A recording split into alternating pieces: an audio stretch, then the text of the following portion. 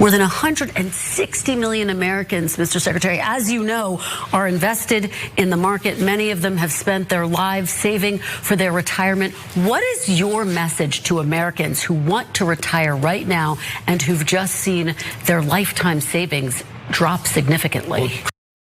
A very tough question, and we're gonna get back to what Treasury Secretary Scott Bessent had to say in response to that question in just a bit, so hold on tight for that. But first, we absolutely need to dive into this fire-hot feud between billionaire Trump donor Bill Ackman and Commerce Secretary Howard Lutnick, who is now being accused by Ackman of not being an honest player. So, as Ackman spent his weekend pleading with Trump to essentially do a 90-day pause on his tariffs in order to, create some space for trade negotiations, he also jumped into this interesting accusation against Howard Lutnick, who's been making his rounds on cable television in defense of Donald Trump's tariffs policy. He says, "I just figured out why Howard Lutnick is indifferent to the stock market and the economy crashing. He and Cantor are long bonds. He profits when our economy implodes. It's a bad idea to pick a Secretary of Commerce whose firm is levered long fixed income. It's an irreconcilable conflict of interest." Now, Ackman is, of course, talking about Cantor Fitzgerald, which is the financial firm that Howard Lutnick led for 35 years prior to joining the Trump administration. And he's basically just accusing him of being so heavily invested in bonds that, the stock market blowing up as a result of Trump's tariff policies is actually a good thing for those who are heavily invested in bonds. But I don't know how much truth there is behind that. There is a lot of truth behind that. Oh, is there? Okay, yeah. Go ahead. So look, first of all, I got no love for anybody on either side here. Lutnick's been running Cantor Fitzgerald, a big Wall Street firm, for 35 years. Bill Ackman's a really despicable billionaire who bullies people on the issue of Israel and on, right? And they both support Trump. So, okay, but we don't really much care about the personalities to begin with. On this show, we actually focus on facts and what's right and not right. So who's right between these two? In terms of the tariffs, I mean, it physically bothers me to say it, but Bill Ackman is right? On the facts of what tariffs do, at least these particular tariffs, okay? And so on the issue of will Howard Lutnick's firm profit from these tariffs? Yes. Are they among the few that will? Yes, because long in Wall Street speak means that you're betting in that direction. Short means you're betting against it, right?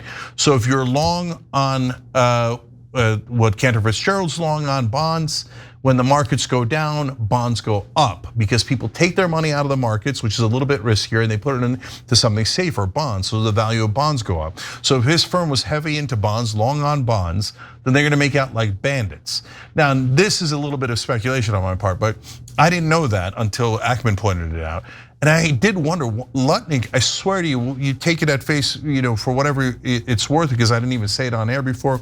But I was like, a lot of them look uncomfortable. Bessent looks uncomfortable. He does. Bessent does. Tons of their, when they go on air and they're like, the tariffs are really good for the economy, because they know it's not. They know they're lying. It's super embarrassing, etc. But the one guy who always seems so happy, and maybe it's for other reasons, but was Lutnick. Lutnick's like, every picture is like, and you can see it for yourself. Every video, every picture is like, we're doing the tariffs. It's great. And I'm like, really? You're that excited as the market is crashing, etc.?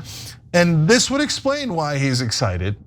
Again, I can't say for sure that that's what Scott Lutnick jazzed up, but it is true that that is where his financial incentive is. So Cenk, you beat me to it because I was gonna ask, well, I mean, Lutnick's not the only Trump administration official who's making his rounds defending what Trump is doing with the tariffs. Like, what about Scott Bessent? But you make an excellent point about how uncomfortable other administration officials appear to be as they're defending Trump's tariffs. So, by the way, prior to joining the Trump administration, there's evidence, he's on the record. Scott Bessent said that tariffs are bad, they cause inflation. Now it's an entirely different, storyline that we're hearing from Bessent. But what you just said, Cenk, reminded me of the interview that Bessent recently had with Tucker Carlson. Now, Bessent, of course, is the Treasury Secretary. And just pay close attention to this video and how he looks like he's in physical pain as he's talking about something that he typically would not want to talk about. Let's watch. If I were to say, like, was there any good outcome from COVID? It woke the world up to these supply chain problems. So economic security is national security. President Trump and I have talked about that a lot. So this is a national security issue that we're seeing here, but it's also an economic security issue. And it's to,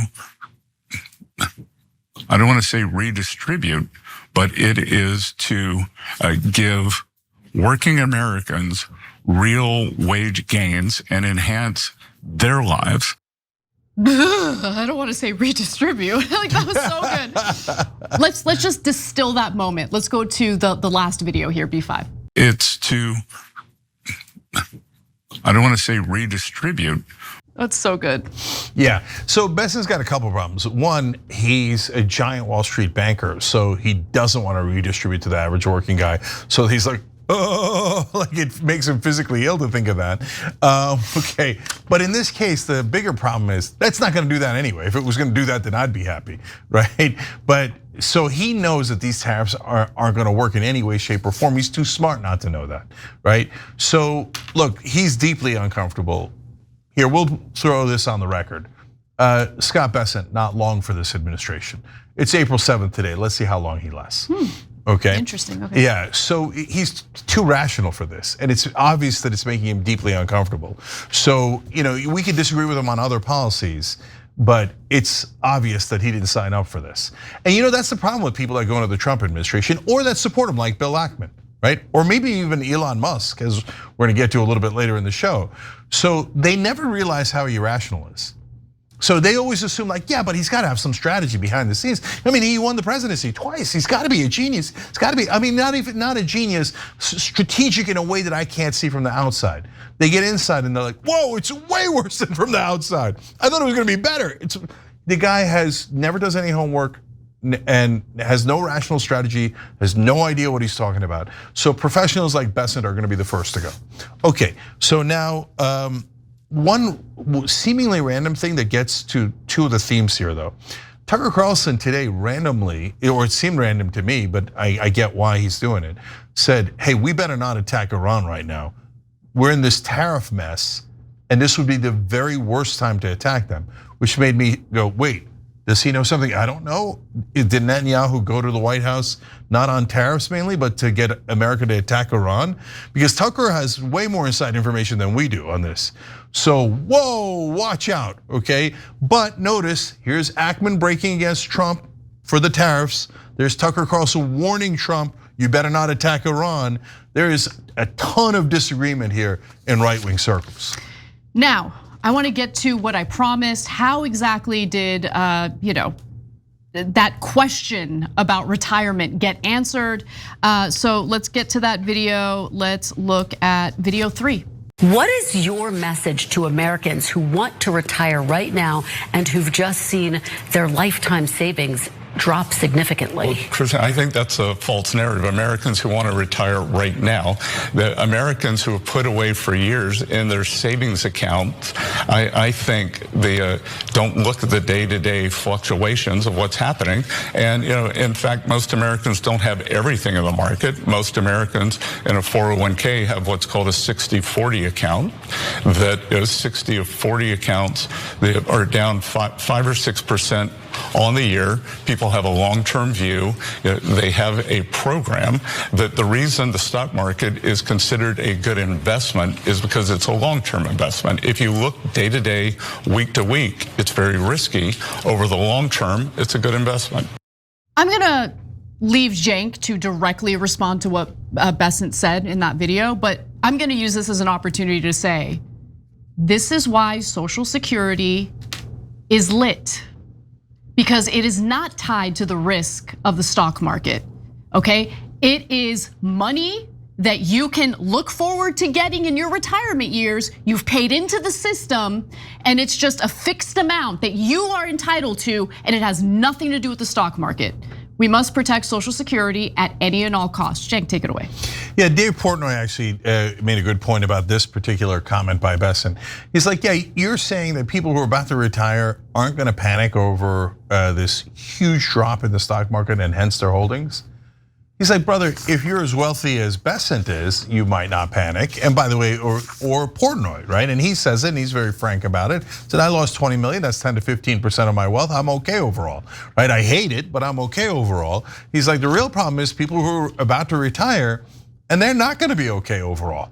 And so, if you think in your la-la land that they're gonna look at that, oh, I have a long-term view on it because I'm a professional investor, and I know that that's gonna stay there for a year or 2 years, and how are we doing over the market indexes over the 5-year period? They're not, no. Any rational person is gonna see their 401k or their pensions or whatever it might be plummeting and justifiably worry. Right. No normal human being wouldn't do that. So their lies are becoming absurd. Every time you ring the bell below, an angel gets his wings.